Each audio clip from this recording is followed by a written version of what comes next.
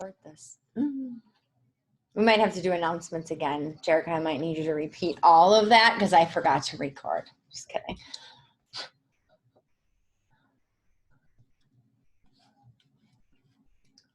Aaron, you were supposed to remind me to hit record. Anyone have access to the number and severity of Minnesota COVID cases versus those that are just recovering at home with minimal symptoms? That's a great point. I don't know if MDH is on or if anybody knows that information, if they're tracking that. As far as severity, I know that one of the journal articles that Kurt and I actually reviewed yesterday and podcasted last night spoke to actually trying to differentiate that, whether they were asymptomatic patients that had tested positive versus people who went on to develop symptoms and or got severely ill. And so I don't think that's being tracked, but I wonder about the severity if that's being tracked or if anyone has seen anything like that. I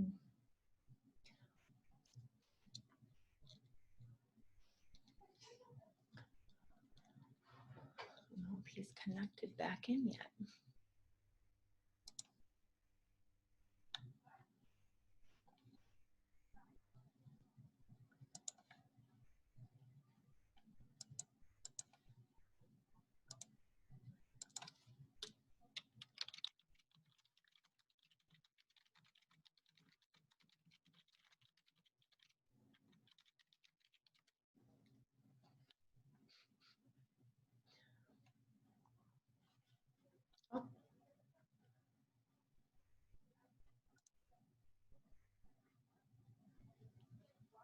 Can you hear me now?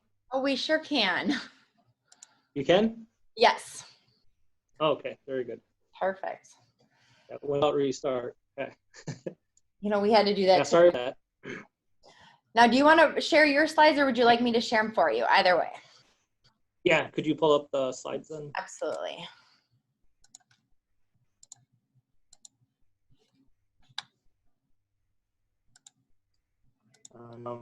Yeah, you can hit like that mode. Oh, I went too far. Yeah, sorry for that delay, but thank everyone for having me. Absolutely. Welcome. Thank you. You've been trying to find a neurologist to speak to this for quite some time. So I just think, thank you so much for agreeing to do this. We had heard that you had spoken on this topic elsewhere. And so, you know, Aaron hounded you down. Yep. Yeah, my name's Conor Ryan, and I'm a pediatric neurologist, and had a similar presentation at Children's of Minnesota, Twin Cities. Yeah, exactly. And yeah, I practice in the Neuran clinic. There's 7 of us pediatric providers and 30 or so adult providers, and another dozen nurse practitioners and PAs. And yeah, so today I'll speak about pediatric and adult neurological complications of COVID.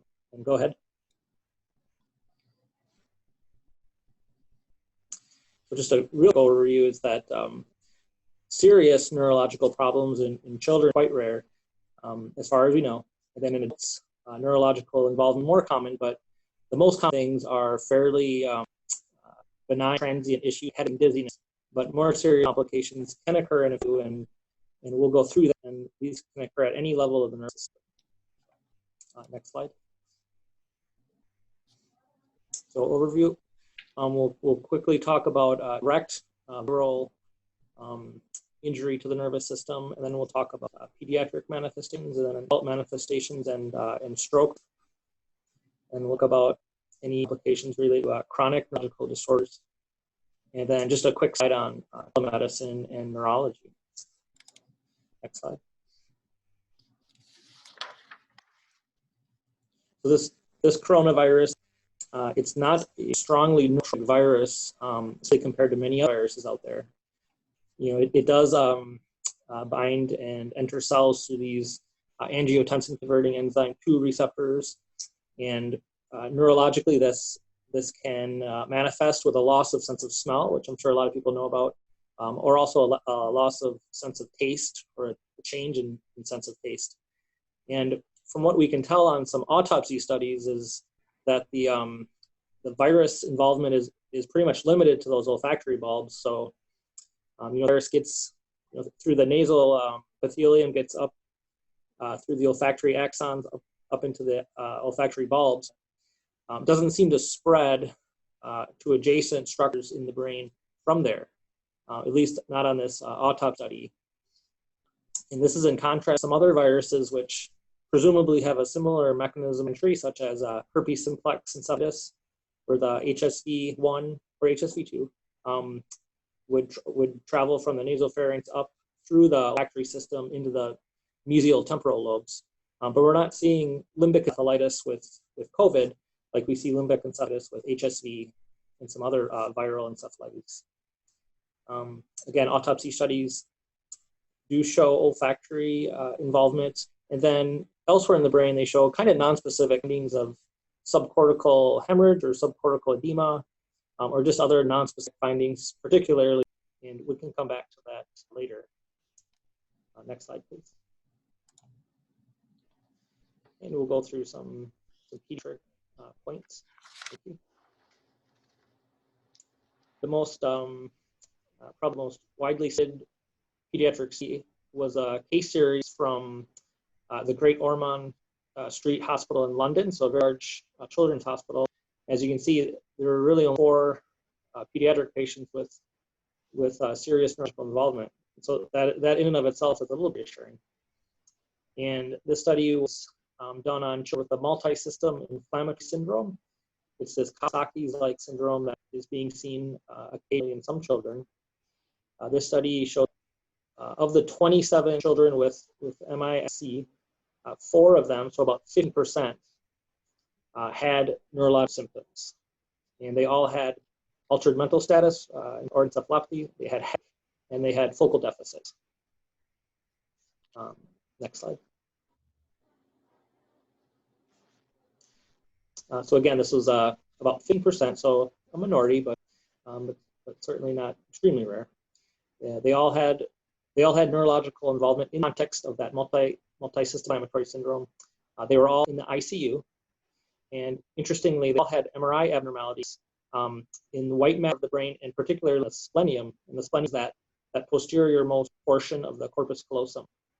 And of interest to the patient, 2 were Afro-Caribbean, 2 were South Asian, 2 boys, age 8 and 9, 2 girls, both age 15. And the splenium is probably best seen here on the image in the bottom, the 2 images in the bottom, where you can see, yep, exactly, you can see bright spots right back there. Something that you wouldn't see in an infection per se, but you can see it in para-infectious inflammation. You can see it in demyelinating diseases like multiple sclerosis or ADEM. So it's interesting that we're seeing this with COVID. But again, this suggests it's not really a direct involvement of the virus, rather it's kind of like post-viral or periviral inflammation. Okay, next one.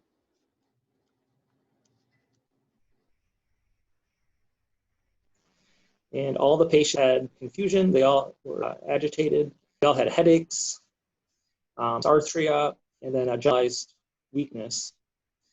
Fortunately, improvement seen in all 4 patients. There's a full recovery in 2 of them within 2 to 3 weeks.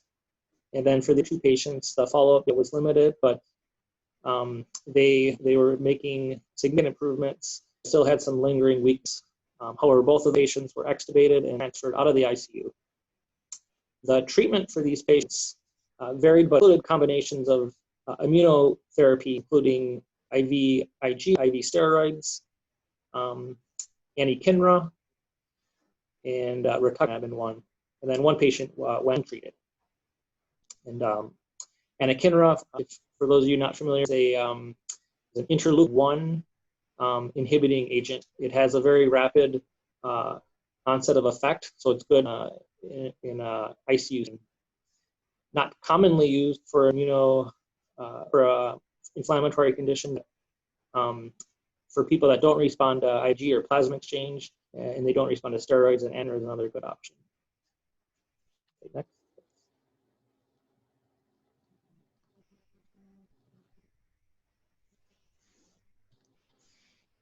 For those 4 pediatric patients, they all had head MI, as mentioned.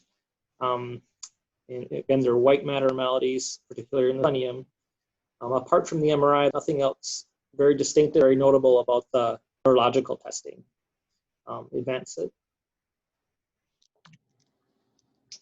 Patients had EEGs, and these just show mild slowing, nothing epileptiform. The CSF did show an increased cell count, did not show the coronavirus in the CSF. EMG was done on a couple patients and was mildly abnormal. And then anti-neural antibodies, so things like NMDA or aquaporin 4 and some of these other things were all negative in the patients. Or MOG was also good. Okay, next slide. And like I said, that largest one, but there are other pediatric case reports out there. The other ones don't talk about the splenium, so I don't know if that's going to be a universal finding, but they do show just kind of non-specific MRI findings. This particular one showed abnormalities in the thalamus or the bilateral thalami. And again, some mild slowing on EEG. This patient also improved with, again, IV steroids, IVIG, and anakinra. In addition to getting prophylactic anticoagulation for stroke prevention, and then supportive therapies for, again, and multi-system inflammatory syndrome. Advance it.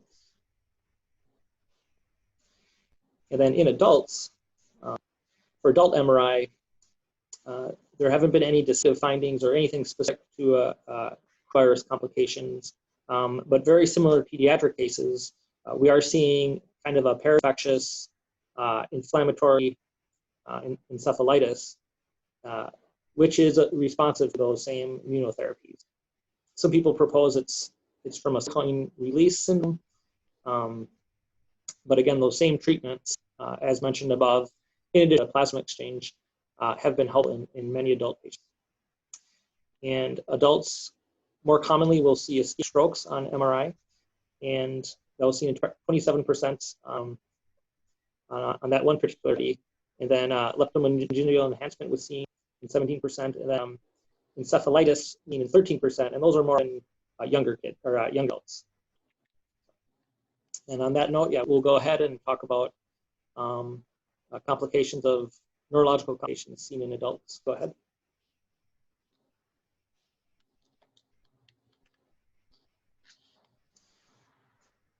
And so for the patients that are severe enough to get hospitalized, over 50% of them will have neurological symptoms. The majority will have kind of, non-specific flu symptoms, things like headache or dizziness, altered mental status at times, muscle aches, myalgia. Those are the most commonly things. And advance it. For focal deficits, as many of you probably know, some of the common findings are loss of smell or anosmia, and then also loss of taste. These tend to be transient losses, and most people recover their sense of smell and sense of taste typically like weeks, sometimes even months here. It's not a guarantee you're going to get it covered, but people are reporting that majority of patients do recover those senses. And then some of the more severe or the more devastating findings can be stroke, and then also these peri-infectious demyelin syndromes, very similar to what was described in the pediatrics. And this can occur in the brain, or can occur peripherally in the brachial plexus or the peripheral nerves. Next slide. Those are just references. Okay, next slide.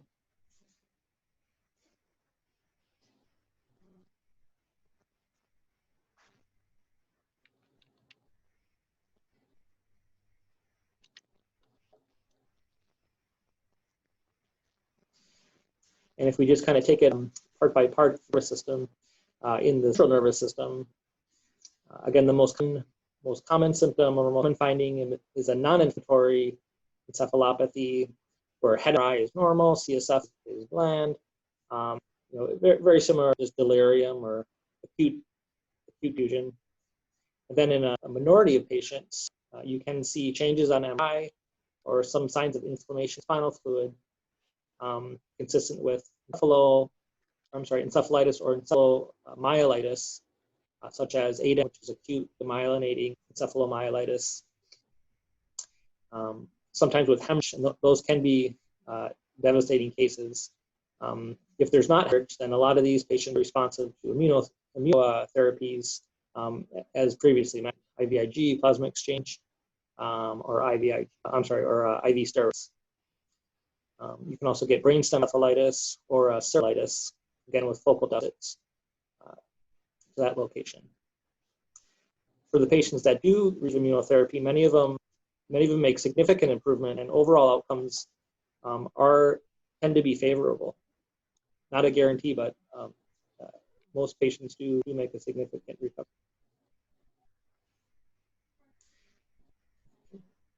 And then for cerebrovascular complications,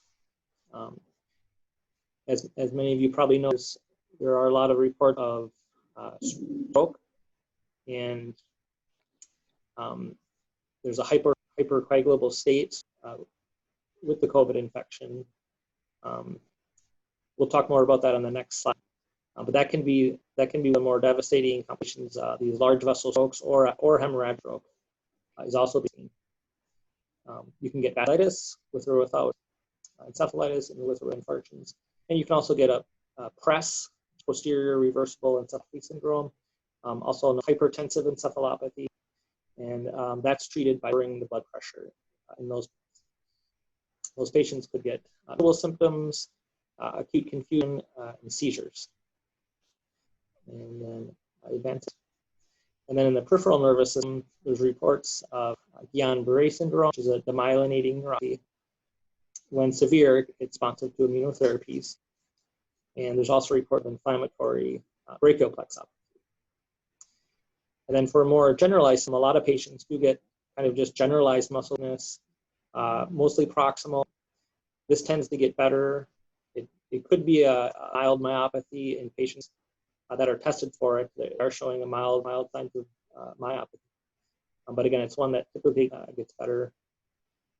And so far, no report of anything in the neuromuscular action, something like myasthenia gravis. So for the stroke risk, there's ischemic stroke, there's hemorrhagic stroke.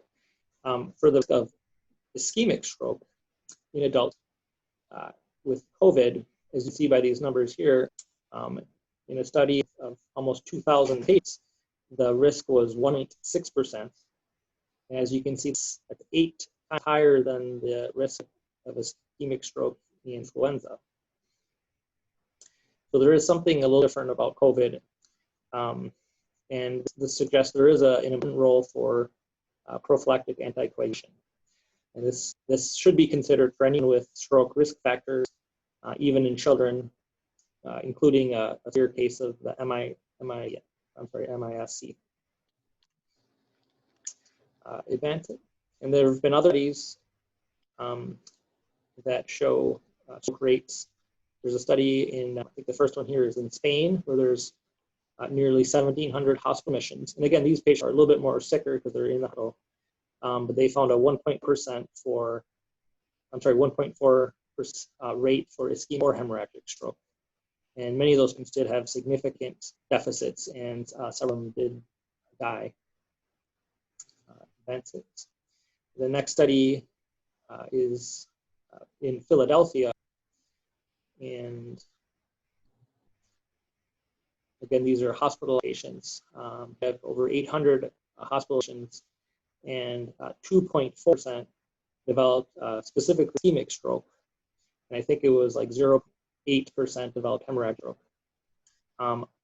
As you can see, almost all of those patients had stroke risk factors, and nearly all of them had hypertension. Majority had diabetes, and all but one patient over the age of 50 years. And advance this. And you can go to the next slide. That's a reference. And as mentioned, some of the more rare complications in adults would be peripheral involvement, including Guillain-Barré syndrome. which is a demyelinating neuropathy. There's Miller-Fisher syndrome, which is a variant of Guillain-Barré. It involves ataxia and ophthalmoplegia, also with a loss of reflex. That's the typical triad. All three features are not allele. Some people reported generalized myoclonus. One thing that's not on this list is increased risk for seizures. And then finally, there's a case report about a patient that was intubated and sedated for 11 days, spending majority of the time in a prone position, and woke up with a very severe arm or upper limb weakness. Ultimately, this was decided it was an inflammatory brachioplexopathy both sides, rather than compressive neuropathy from positioning. But it's just an important note to make that for many of the patients that are being ventilated in the prone position, you want to avoid any compressive neuropathies, particularly the brachial plexus. All right.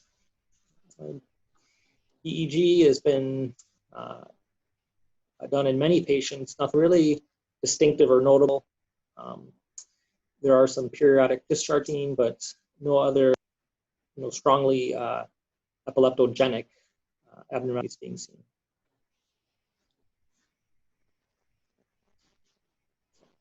And next slide.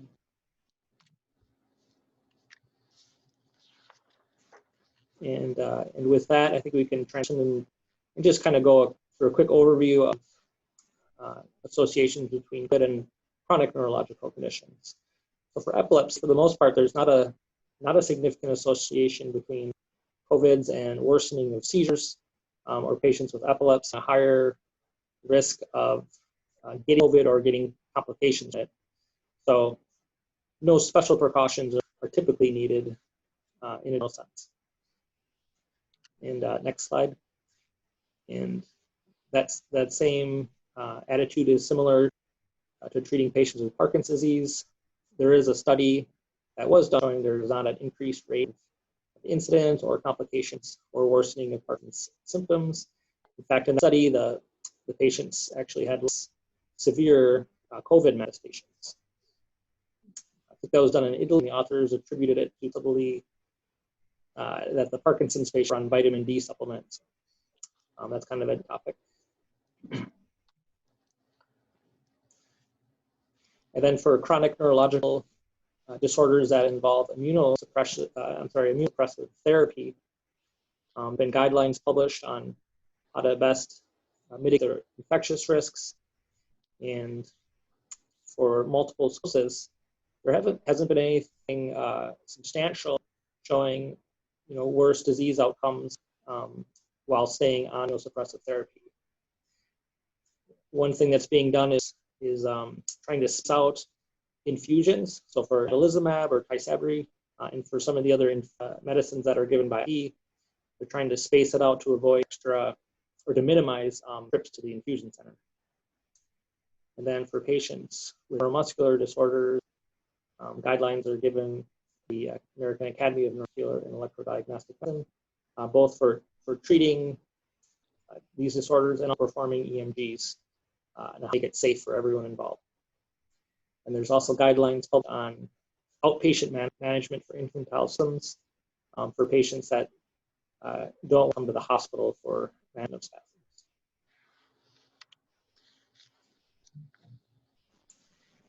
And then finally, just a quick word on telemedicine and neurology. And overall, like many of you, telemedicine has really exploded over the past several months. And in my personal experience, I think this has been very helpful for many patients. We can arrange earlier and more frequent visits to help manage conditions like seizures and headaches, and also to manage medication side effects after starting a patient on a medicine. So this has been helpful, especially for those that live hundreds of miles from a subspecialist clinic. And in child neurology, there was one study done, and it showed about a 90% satisfaction rate by providers and also a 90% satisfaction rate by caregivers on using telemedicine, and only about 5% of the visits require a follow-up visit in clinic. So it's encouraging as a way to do medicine regardless of the pandemic.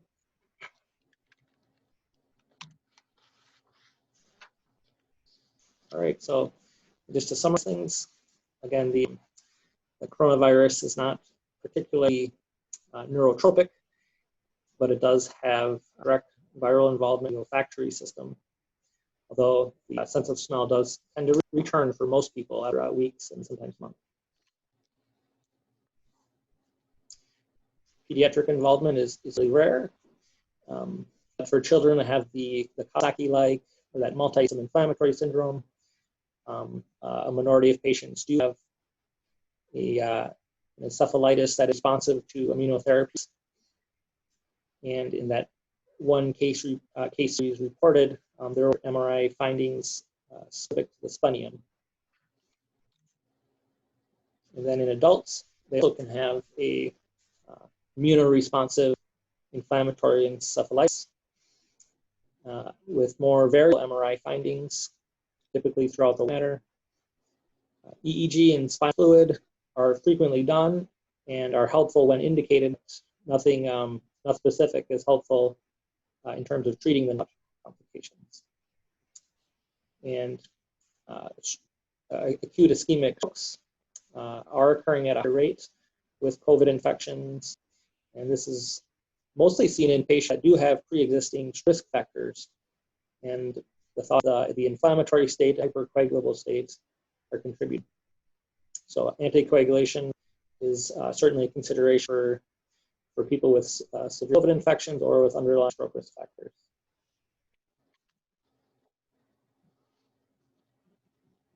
And then for patients with chronic neurological disorders, not a huge association with effects on epilepsy, Parkinson's, or multiple sclerosis, or other conditions receiving immunosuppressive therapy.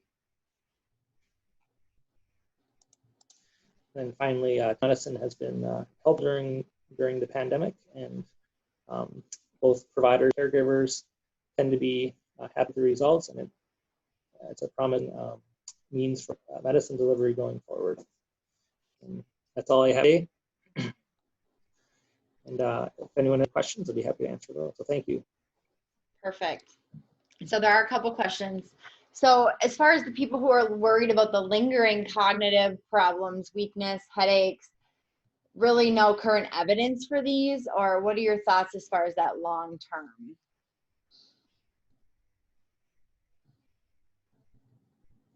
That's a good question. Yeah, I did this in the presentation, but there are parts of patients being very allopathic in the ICU where their EEG is extremely slow, showing things like depression, which is kind of very concerning finding.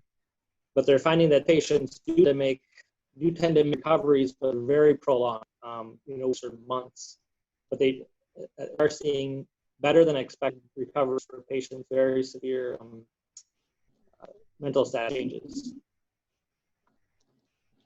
Now, do you think that a lot of that is due to just prolonged, like, sedentary, just the prolonged ventilation issues, just that whole picture? Is there something that your societies, I guess, are looking at more as a cause? It seems to be even more prolonged despite all of those. Oh, sorry. Perfect. How about the quality of evidence for immune treatment for the encephalitis? Yeah, well, there haven't been any trials to show that it's it's bad placebo or anything like that. People are certainly using it and getting results. Some people aren't receiving any therapies and improving, which is something that you can see in myelinating conditions like multiple sclerosis or ADEM. So I guess I don't know the exact level of quality events. It's a good question. Yeah, I guess it's something to take on an individual basis. Sure. So how about those people with like pre-existing? I know you mentioned some of them, but what about things as far as are they at increased risk if they have like a shunt or they have like baseline hydrocephalus or baseline brain tumor issues? Any more risk or any more complications in that group?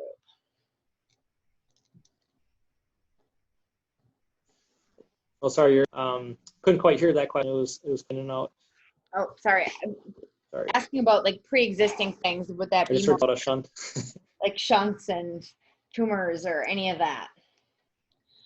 Risk, as far as risk of getting COVID, risk of more complications. For the inflammatory. Yeah, sorry, I didn't follow that, but it sounds like if it's increased complications, people that have pre-existing brain disease like shunts or tumors. Those cases are fairly rare, and they're just reported on a case-by-case basis. So there's not a large series or any essential amounts to help pitch management in any one particular way. There's a question, you can probably see it in the chat, about anticoagulation recommendations, the dose, duration of therapy to kind of help mitigate this, the stroke risk.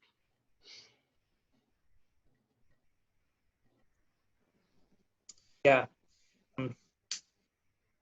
I guess again, it also depends on the individual basis, but most people are doing Lovox or heparin for acute management. And then once the infection clears, some patients might go home on a short course of anticoagulation, or you could put it near discharge, depending on how long the patient's in the hospital. Perfect. Okay, as far as all these vaccines that are coming out, any early reports of neurological adverse effects from the vaccines? Good question. I don't know. I haven't heard any of the results for the vaccines. Can't on it too much. But certainly you can get these post-vaccine inflammatory neurological conditions. I think in the late 1960s there was this flu vaccine that was a blind vaccine. I think kind of rapidly developed and given people the higher rate beyond birth. So I think a lot of people are concerned about those types of things with some of these vaccines. That's legitimate for sure.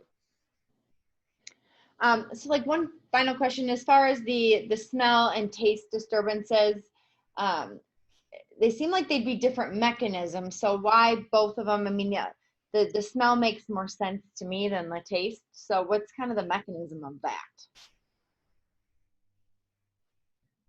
That's a good question. Pathologically, they changes to the loss of smell. I haven't pathologically seen reasons why you lose your sense of taste. I guess we just chalk to something non-specific or kind of multifactorial. Maybe you lose sense of smell that is your processing in the brain, but probably something that's not reversible. So it's probably more of a transit, more of a thing with the loss of it. Perfect. If there's any final questions, please feel free to chat them in. Otherwise, we are going to have a bit shorter of an echo today because we didn't have to listen to Kurt ramble. And I don't know if there's anybody from MDH or the SHIC that would want to say anything. Who's on today? I haven't been able to look through the whole list. Oh, another one. Studies on zinc levels or copper zinc ratios in people with loss of taste and or smell.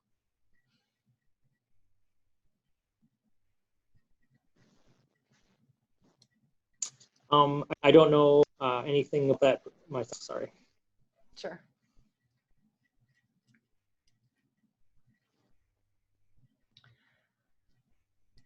All right, well, with that, I guess we'll sign up early today, but again, next week, we will have the follow-up, the post-COVID syndrome type thing, and what do you do if when somebody gets out of the ICU and you're doing their follow-ups. I will stay on for any further thoughts, questions, comments, but otherwise we'll let the rest of y'all go early.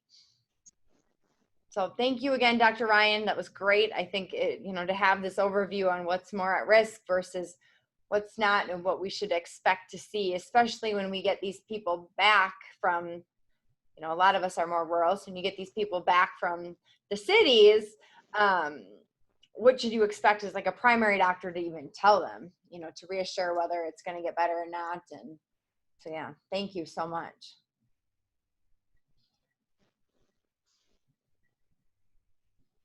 Okay, thank you. You're very welcome. Thank you.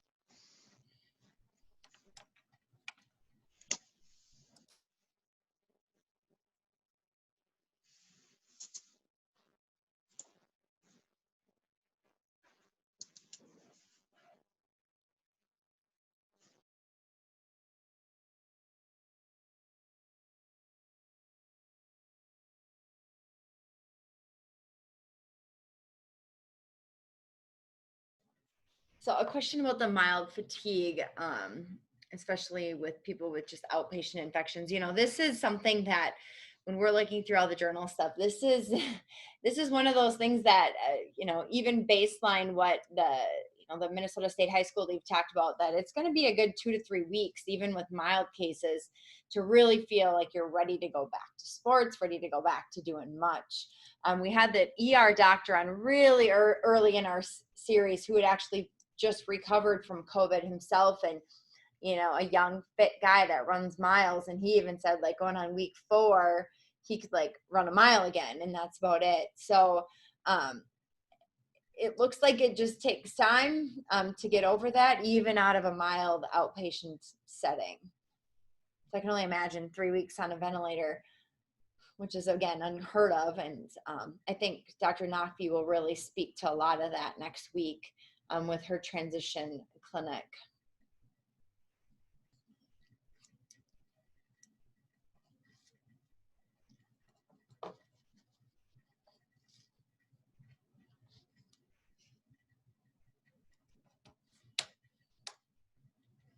Yeah, here's the final question, Dr. Ryan. Any supplements that would be helpful to help with some of this recovery? You mentioned the vitamin D in Italy that they use. Any kind of things you'd recommend for patients?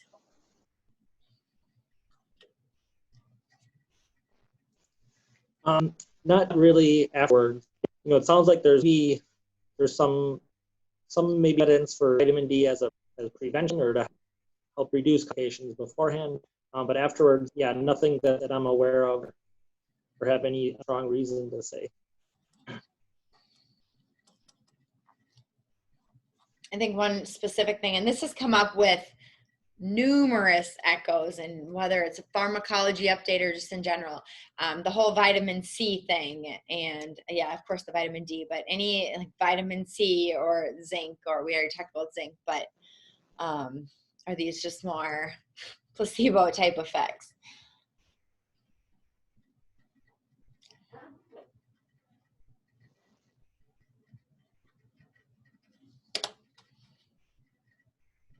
Yeah, not aware of anything logically for using vitamin C after COVID.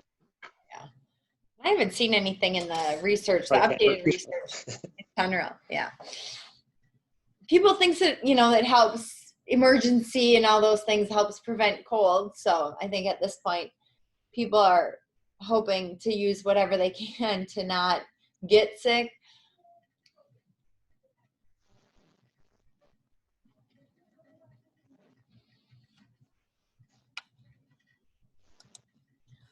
All right. Well, I think with that, we'll sign off. And thanks again. And for those who are still on, we'll see y'all next week.